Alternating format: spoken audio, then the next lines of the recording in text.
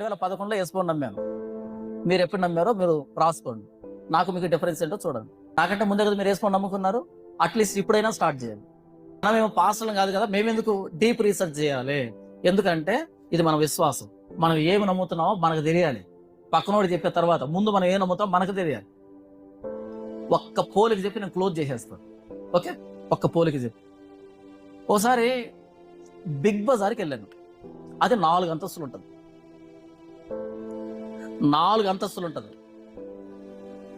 నేను వెళ్ళిన ఐటమ్ చాలా చిన్నది, ఏదో ఒక చిన్న పిన్ను కోసం దేనికోసం వెళ్ళాను. ఆయన అడిగాను, పలానా ఉందా అంటే ఆయన చెప్పిన మాట ఏంటో తెలుసా?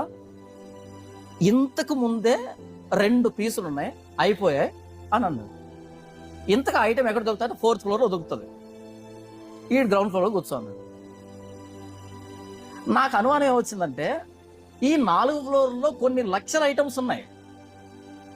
అన్ని ఐటమ్స్ లో ఏ ఐటమ్ అయిపోయిందని వీడికి ఎలా తెలుసు అనిపించింది నాకు. అక్కడ పనిచేసే ఒక వర్కర్ ఉన్నాడు. పలానా ఉందా అని అడిగాను. ఆ వ్యక్తి ఆ చివర నిలబడుకున్న పర్సన్ పిలిచి పలానా ఉందా అంటే, ఆడు ఆ చివరిలో పిలిచి పలానా ఉందా అంటే, అలా కాదు, ఈ చివరికి వచ్చి మొత్తానికి 4-5 మారిన తర్వాత కన్ఫర్మ్ చేసుకొని అది లేదు అని చెప్పారు.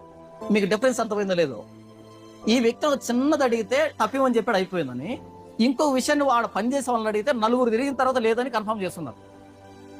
డిఫరెన్స్ చెప్పండి ఇద్దరికి. ఈయన ఓనర్, వీడి పనోడు.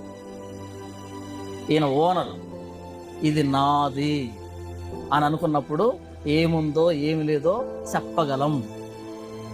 నాది కాదు, నెల రోజు జీతం కోసం పనిచేస్తున్నా అంటే తెలుసుకోవాల్సిన అక్కరే లేదు.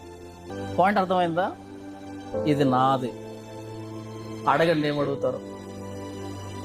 నేను ఎప్పుడు ఎక్కడికి వెళ్ళినా సరే క్యూటీ చెప్పి పెడతానా, Q&A పెడతానా? మీరు ఏ ప్రశ్న అడుగుతారు నాకేమన్నా తెలుసా? ఏం అడిగినా చెప్తాను. ఎందుకని? ఇది నాది.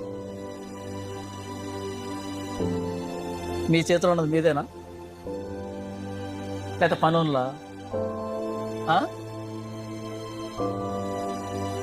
ఇందులో 66 ఫ్లోర్స్ ఉన్నాయి. ప్రతి ఫ్లోర్లో ఏముందో తెలుసు నాకు. ఇందులో 66 ఫ్లోర్స్ ఉన్నాయి. ప్రతి ఫ్లోర్లో ఏముందో తెలుసు నాకు. మీకు తెలుసా? పోనీ 6 ఫ్లోర్లు తెలుసా? తెలీదా? ఎందుకు మరి అమ్మేసుకోండి సెకండ్ హ్యాండ్కి, అంత ఇంత వస్తుంది.